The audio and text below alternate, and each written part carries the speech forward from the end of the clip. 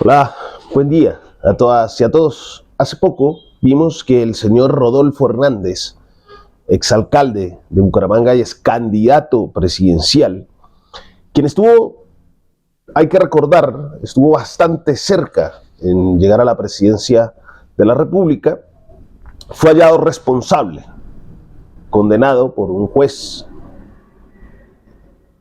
por interés indebido en contratación, en la celebración de contratos, básicamente corrupción, en donde el señor Rodolfo Hernández estaría buscando amañar, torcer un contrato, un pliego, para favorecer a unos contratistas de tal manera que su hijo, Luis Carlos Hernández, recibiera una coima, que se estima, o según dicen, sería de 100 millones de dólares. Nada más ni nada menos. Esto, el escándalo de lo que en Bucaramanga se conoce, que después el país conoció, que sin embargo en la campaña presidencial no tuvo mayor relevancia, ¿no? Pero fue el escándalo, es el escándalo de Vitalogic. Bien, fue hallado responsable y es curioso, por una parte, que esto no haya tenido grandes titulares, ¿sí? Ayer, cuando sale la noticia, logra entrar a ciertos titulares, pero es curioso cómo los titulares evitan referirse a esto, quizás esperando una posible apelación y algunos juegos políticos que busquen, en definitiva, mostrar a Hernández como no culpable, esperando una posible apelación. Pero además los medios de comunicación se refirieron a este caso enfocándose más en la revelación de Rodolfo Hernández de que tiene un cáncer terminal. Dicho sea de paso, la justicia ha mandado a que medicina legal determine la veracidad o no de esa situación médica, ¿no? En todo caso, es una situación terrible el tema de salud. Eso desde luego, toda la solidaridad a las personas que están pasando por situaciones de salud bastante complejas, pero en el caso de Rodolfo Hernández y en cómo lo presentó y cómo se muestra en la audiencia, básicamente es a lo que nos tienen acostumbrados, ¿no? Al show mediático. Y aquí hace un show de víctima y se presenta como el pobre viejecito que lastimosamente se ha enfrentado a los corruptos y al que ahora mismo pues le están cobrando precisamente eso, ¿no? Hace un show, llora y se muestra como alguien afectado, notablemente afectado, para generar un poco de lástima y quizás, y esto hay que decirlo así, para mantener o para guardar quizás un poco de su credibilidad política y mantener así su partido. ¿Qué vamos a ver? Uno esperaría que el señor que funda la Liga de Gobernantes Anticorrupción, o mejor, uno esperaría que un caso como estos, en donde el señor que funda la Liga de Gobernantes Anticorrupción es hallado responsable de un caso de corrupción y está esperando la condena, pues uno esperaría que esto genere un gran debate, ¿no? Uno esperaría que esto genere impacto en la opinión pública. Uno esperaría que se genere escándalo alrededor de esto, ¿no? Cosa curiosa que es que no se haya logrado. ¿Y por qué no se logra este impacto? Debe dejarnos mucho o debe plantearnos muchas reflexiones para nosotros como ciudadanía. Entonces, ¿qué tipo de ciudadanía tenemos que no se escandaliza ante una situación de estas, ¿no?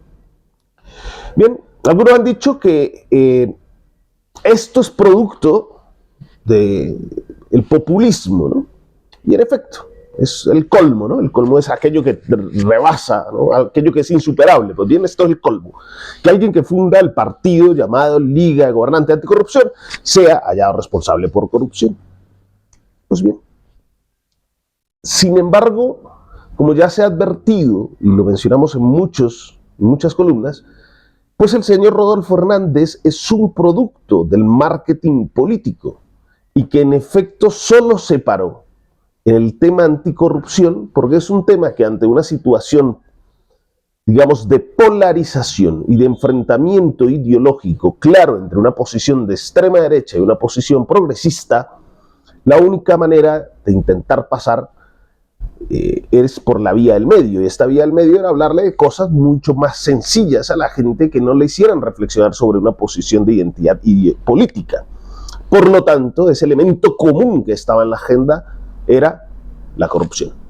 Y ahí se paró Rodolfo Hernández dentro de esa tríada que es una de las formas de ver el populismo, en donde se presenta un victimario, y esta es la corrupción, unos señores corruptos, malos, muy malos, cuáles no se sabe, pero es la corrupción en general, y ahí cabe cualquiera, cualquier enemigo contradictor político es acusado de corrupto. Esto fue lo que hizo el señor Rodolfo Hernández. Una víctima que es el pueblo, todas y todos los colombianos, y un salvador, que en este caso era Rodolfo Hernández. Hoy, repito, hallado responsable de corrupción. Pues bien, algunos han dicho que la corrupción es un problema de la democracia. Esto es un error.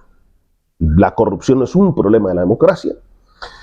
Y decirlo así de manera tan sencilla, pues abre la puerta, o uno puede inferir que entonces en otros tipos de regímenes políticos la corrupción es un problema. Y esto no es cierto.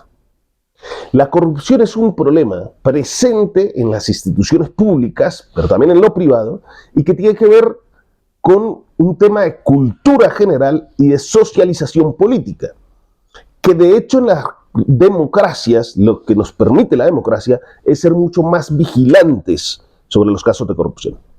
En unos regímenes totalitarios, en unas dictaduras y regímenes totalitarios, no se puede identificar la corrupción, porque precisamente cualquiera que se oponga o intente denunciarla es perseguido, es asesinado, es encarcelado, es reprimido, etcétera, etcétera.